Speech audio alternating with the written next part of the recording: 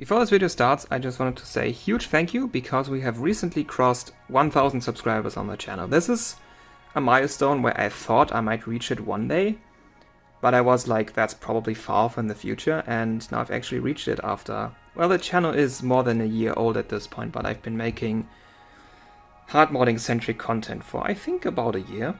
So yeah, to 1000 subscribers in that amount of time is more than I expected to get. So I want to say a big thank you to everyone who has subscribed to the channel, to everyone who is watching and enjoying the content. And yeah, originally I wanted to say this in a community post, but because I was thinking they unlock with 1000 subscribers. If they do, I don't see the option yet. So that's why it's at the beginning of this video. But yeah, now I gotta think of some special to do. So have fun with the video. So hello everyone and welcome to another video. This is gonna be a bit more rambly, but I mean I wouldn't make the video if I didn't think it would be kinda interesting to some people. So as you might have seen lately, I was getting a bit more into Kepler based graphics cards, so GTX 600 and 700 series, especially the high-end models of that generation, so GK110 for the 780 and 780 Ti, which you can see here. That's a GK110 chip, and then the GK104 chip on the 680 and 670 and 770. So yeah. So I have these three 780s. All of these three kinda work, but they all have slight problems. So this one here is the Jetstream. I've already talked about this. It blew up one of the fuses while I was benching it. And it is extremely rare that a fuse just blows by itself, so that fuse probably blew because one of those power stages here is about to die, and maybe for a millisecond shorted itself, but then the short went away, and like it's not dead short, it still works if I replace the fuse or like bridge it, but this is like, if a fuse blows up but the card still runs, that's the sign of not you don't have a problem, but like you have a problem in the future. So yeah, but apart from that, this card is fine. These two cards here were heat gunned back to life, which means that electrically these are fine, but the cores on both of them will at some point die again, and then you can maybe heat gun them again, and then maybe they will work again, but at some point they will just stay dead. So yeah, I have heat gunned a lot of cards by now, and I have some of them, yeah, I've had some heat gun cards for a long time, and well, of all the reflows that I've done properly, there were two reflows I didn't do properly, but out of all the ones that I've done properly, none of those cards have ever dropped dead again on me. So I'm assuming for what I'm doing with them, they are essentially repaired, or like not repaired, just like okay to use. So if I would do something to this, I'm not expecting the card to just die after an hour. So yeah. So the Jetstream, pretty much already know that I made a video about this card.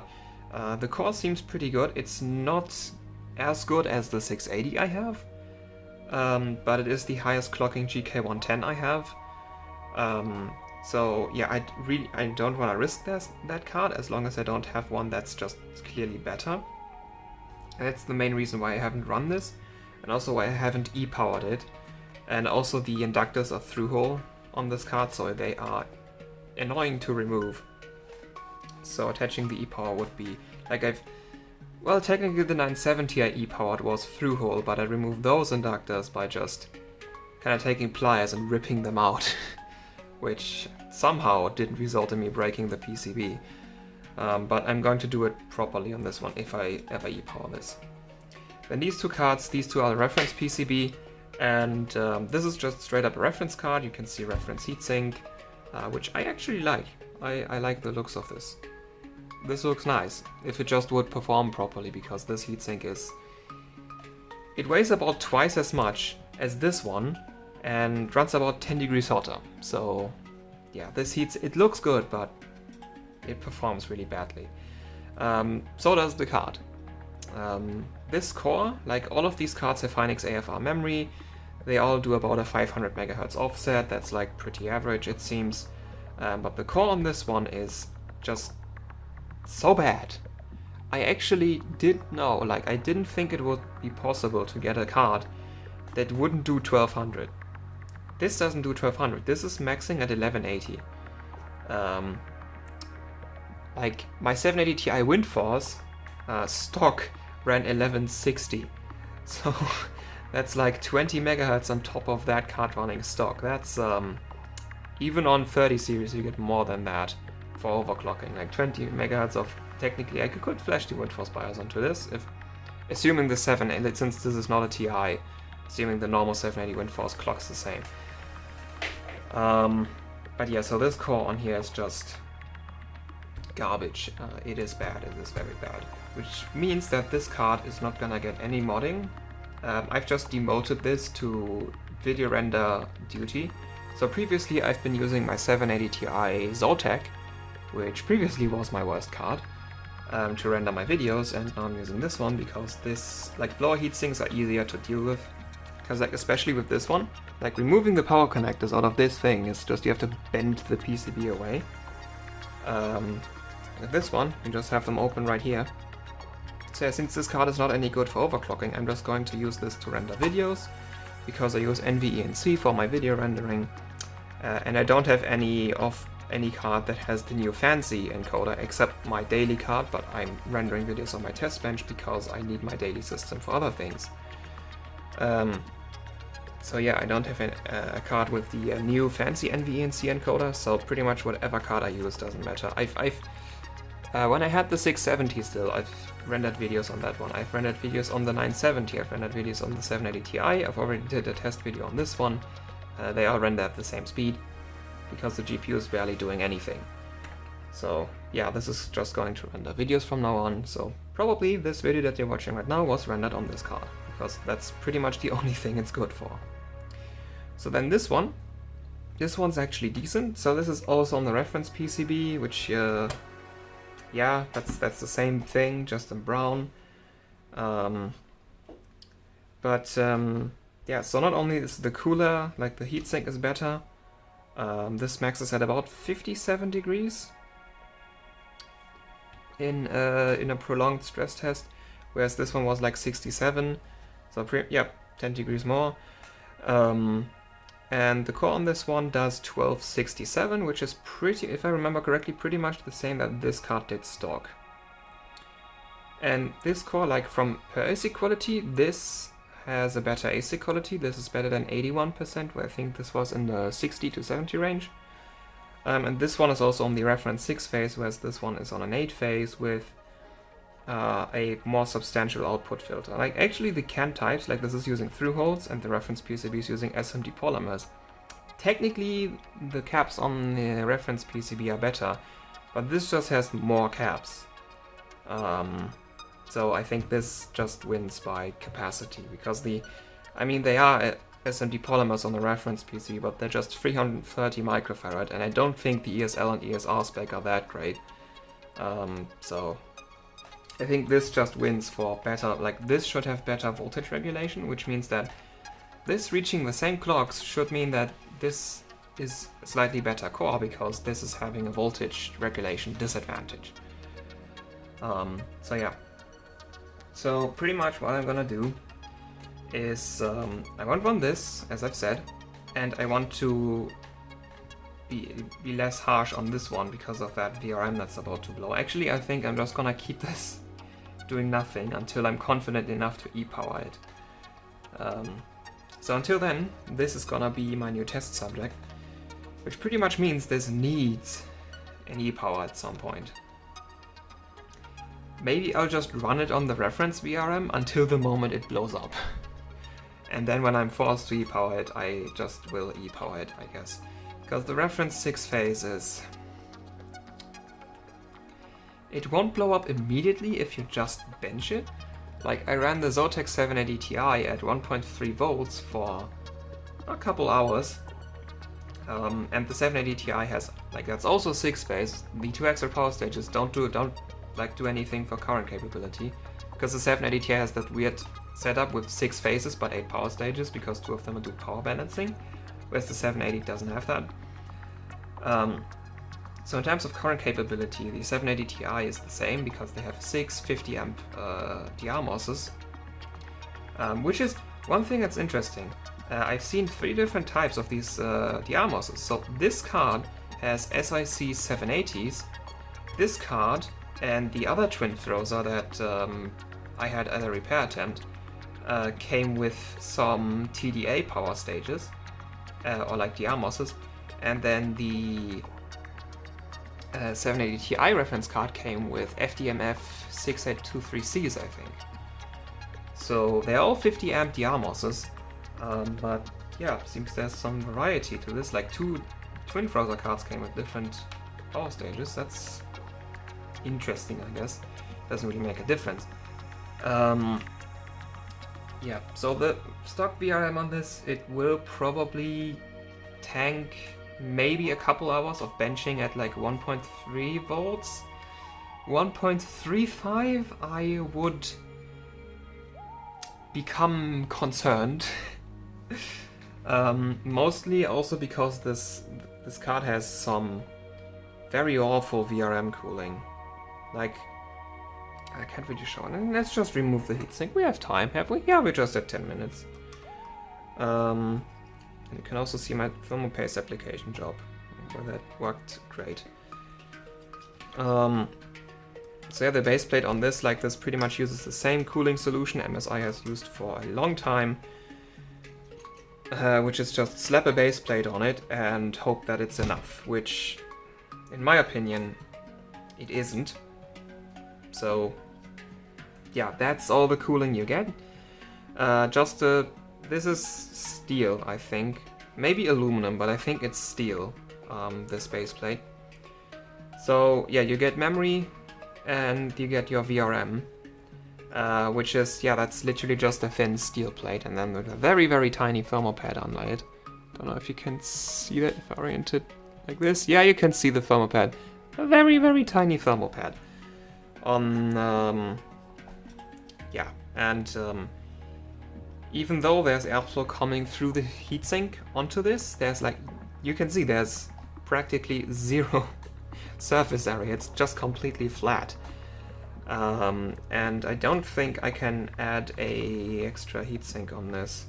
Yeah, this pretty much is, yeah, I don't think I can fit any extra heatsinks unless like glue something on. So this is not great. The Zotac 780 Ti is a very similar problem, whereas that one at least has fins on the VRM portion. So, yeah. What I might do, or what I will probably do, is glue more heatsinks on this anyway, and then just run the card on water. Because if I overvolt it a lot, I'm just gonna need water anyway. So, yeah, guess I'll be doing that. And I will actually not bother to remove the INA3221 because I have Kepler BIOS tweaker, so I can just give it a 900 watt power limit and then we're fine. And then I have the benefit of actually seeing how much power it's pulling to kind of estimate how far away I am from a catastrophic VRM meltdown. So the 680 actually did kind of fine on its 4-phase, though that one, actually I don't know. I don't know how much current those MOSFETs can have. Like, it has 2 low-side MOSFETs in each of the 4 phases, so 8 low-side MOSFETs. I don't know for how much current they're rated. But yeah, that 680 just ran a lot of VCore completely fine. VRM didn't even get that hot. So, yeah, I mean, I know this will probably do 1.3 volts just because the 780 Ti with admittedly different, but still 50 amp DR MOSes, did 1.3 volts for quite some time. Fine, just fine. And since this is just a 780, like the 780 Ti has 2880 cores, this just has 2304. This is not gonna pull that much power. But I am still gonna be very worried about yeah, the VRM blowing up. I do trust my power supply to just trip protection fast enough when it happens, because it did that before. I blew up MOSFETs before. So yeah, this should just turn off. Like it should just, if the VRM blows up, it's not gonna actually blow up, because that would only happen if you have a very cheap power supply. Because I have a proper power supply, it would probably just turn off. And then I'll be surprised with like, oops, I guess we, yeah, I guess we tripped over current protection.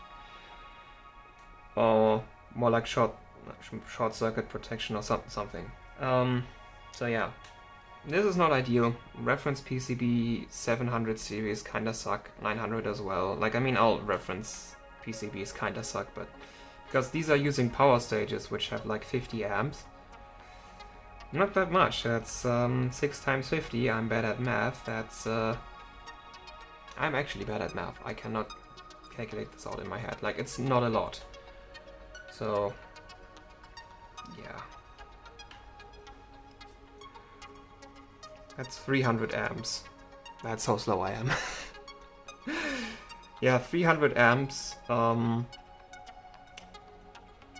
at 1.35 volts, that, yeah, I will probably be overstressing this a lot. Well,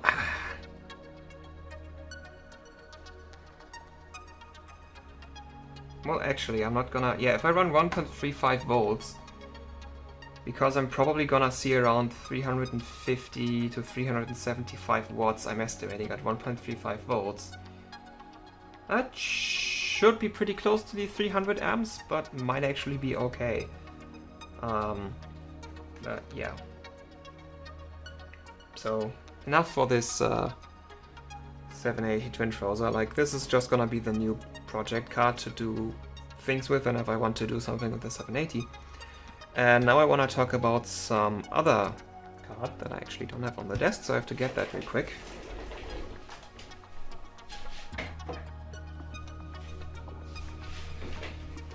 So here's another project.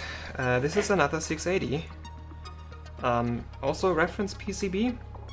Sadly, this one isn't that great. Like, the core on this is 1240. I think this is a 1240 core, so worse than this. Like, 1267 I wouldn't call great. Like, 1280 would be what I call okay. 1260, that's like, okay, that's fine. 1240 is kind of, it's still fine, but like already a bit low already. But yeah, so I got this. And the reason why I got this is I want to attempt some proper repairs. Like I've been saying, I'm not a repair channel. I focus on overclocking, and repairing things is just a way to get new toys cheaper. But I am actually willing to get something to properly repair. Might still involve an e-power. This will probably get an e-power, but not because I can't get it to work in another way. It's just because I would put an e-power on this anyway at some time. So yeah, so basically I got this as not detected. Like, this is not getting detected. I plugged this into my PC and the card just worked. Like, this just worked, which is why I know what the core does. But then, while I was benching it, the card dropped out, and what seems to be the issue with it became apparent. The memory VRM of this is putting out 700 millivolts and not 1.6 volts, which you would want. So, yeah, all the other voltages are fine. It's just the memory that's putting out not enough voltage. So, yeah, probably something with the controller wrong. Could try to fix that. I just don't know if I'm gonna try a proper repair on this, because I am kind of thinking of just putting the e-power on it, because yeah, I mean, that was also the original plan for if I get this to work.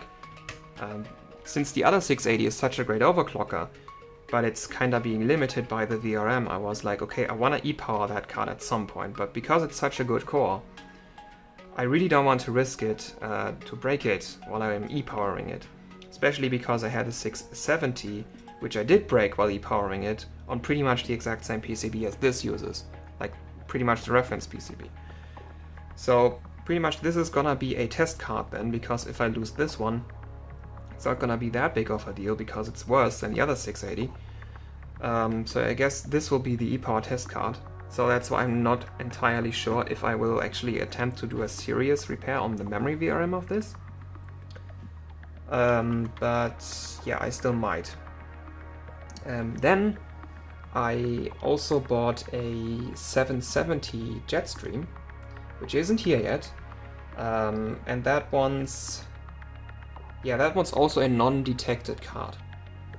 That one I'm going to make a proper repair attempt for. Because that card comes with an 8-phase, and it's pretty much this card just as a 770, which is the same as a 680. Like, the 770 and the 680 are the same card. Like, literally the same card, just with a different name. And so the 770 Jetstream comes with an 8-phase. I don't know if it's using the same power stages. If it is using the same power stages, then the 770 will be absolutely insane. But I have a suspicion that maybe it's using 35 amp DR MOSes, which is very not good. Though it's still an 8-phase on a GK104, like Pallet used 4-phase VRMs with 35 amp power stages on their 970 Jetstream, for example. That's, even if I get those 35 amp power stages, I still get twice the VRM than I would have gotten on the 970 Jetstream. So yeah, so I guess the card is gonna be pretty decent, so that doesn't need any power. So that card I will actually try to do a proper repair for. And yeah. And also, speaking of repairs, the 780 Twin Frozer, the other one, like this one, is working. The other Twin Frozer that had the big short on it, I think that's still not happening. I think that card's actually... I'm pretty much have cut my losses already. So you can see the e-power is removed. Not that it is hard to remove with the free connections that it has. But that card... I mean, I originally thought it just had one issue, which was a shorted power stage. But then it turned out, no, there were not just one, but a couple short circuits, and then there was also damage to potentially the BGA or the memory core connections, like it did that Matt's memory test. So yeah, the 780, the other Twin Frozer, was like, V-core was shorted, all the 12 volt power planes, including the 3.3 volt power plane, were also shorted to ground. The PEX rail wasn't working. Memory had a short to ground. And when I finally got it running, it had a ton of memory errors, which probably indicates that there is something wrong either inside the core or with the core to memory connectors, because it's not just one memory module that's making errors, it's 8. So 5 issues, which I only thought there was only one with the card, but there's 5 separate issues, and yeah, that's not really something I want to do when I'm just getting into doing repairs properly. So that's pretty much why I'm just saying that card is probably not happening. But yeah, I mean, I have this one, which is technically the same card, it comes with the same heatsink. But this is better. Like, this one runs and like does a okay-ish core clock. This one, yeah, this is garbage. Though, I mean, you can still e-power a garbage card and have fun with it. But this one is just gonna do my video rendering from now on. And yeah, so pretty much the verdict of this... Well, this is way too long. I have spent way too much time on this. So this new Twin Frozer 780 is gonna be my new project 780. Whenever I want to do something with big Kepler, this is gonna be my go-to card. And this is gonna be the test card. This will probably get the ePower 5 because the memory is doing weird stuff and the core is what I want to actually e-power. So it needs 2 rails e-powered, which means I can't use one of the 580 boards because I haven't figured out how to get memory on those working yet. So this will probably get the ePower 5, which I think is kind of a waste because it's just a 680 and I'm putting a 12-phase VRM on it, but Yeah, it's still Kepler. It's still Kepler. It's gonna be like Kepler can reach absolutely insane levels of power draw if you do it right. I've run a lot of V-Core into the other 680 and it still just pulled 300 watts, which this 4-phase actually dealt with very easily. But yeah. I said I wanted to do dry ice, I'm still wanting to do dry ice, and on dry ice this 4-phase would very probably explode. So, yeah.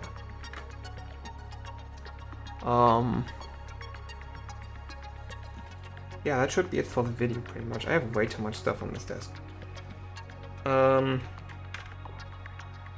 Yeah, so 2 new 780s you haven't seen before. One of them is trash, this one's actually useful. And a new 680 that I'm gonna do stuff with. Then plus there's a 770 coming. Like, I'm picking up a lot of cards I actually need a new shelf. Cards have been piling on in my room and I just don't know where to put them. Yeah. Oh, also, yeah, can I show that? I'm already overdrawing the video by a lot, so what does 1 more minute make? There's another card I haven't mentioned yet. I got another lightning. And this is not just any lightning, this is actually a... I can't believe I just did that. Yeah, this is a lightning extreme. But it is in very bad condition. So, the difference between the normal lightning and the lightning extreme is this has actually 3 gigs of VRAM, not 1.5 like normal GTX 580s. This comes with a blue heatsink, which, yeah. So this is the heatsink for the lightning extreme. These fans also have blue LEDs, which the other one has not. But that's just visual stuff. And then this one also has an even higher voltage offset BIOS on it. So yeah, you can go to pretty high voltages with this BIOS, with this card, without like doing mods or stuff. So yeah, but as of now the card doesn't work because the previous owner has just completely neglected this thing. There is a transistor missing here, there are capacitors missing here and here, which means 2 of the phases don't work. The BIOS switch is straight up missing. The dip switch from here is missing. There are missing capacitors on the PCI Express data lines. There are missing capacitors around here. There are missing capacitors around the core. There's a destroyed resistor. There's also destroyed resistors around here. This is gonna be one hell of a fix. And actually it's gonna be one of the cards I'm going to try to fix properly. It's just those components are very small and very, very annoying to solder. I'm still going to attempt it because like when I make 580E powers, the other part of the card pretty much goes nowhere, and it just so happens that they have pretty much the exact same circuit. So I'm just gonna steal components from one of the remains of the E-powers and put it on this card, and then hopefully it will work again. And then I will have a third GTX 580 Lightning, though I won't be able to SLI this with anything since it's a 3 gig card. But this will probably do a lot better, yeah. This will probably do very well in like Firestrike Ultra and Timespray Extreme, because those just need a lot of memory. So just having 3 gigs instead of 1.5 already gives you a massive edge over pretty much everyone else for GTX 580 ranking. So yeah. But yeah, this is just gonna be, it's not a difficult fix, it's just an annoying fix because there's so many little things you have to solder. But yeah, this is gonna be one of the cards I'm going to try to fix properly. I just don't know when I'm going to find time for it yet. So this might take a while. So yeah, now we are almost at 30 minutes. So yeah, I should end it here. So thank you for watching, hope you enjoyed, and until next time, goodbye.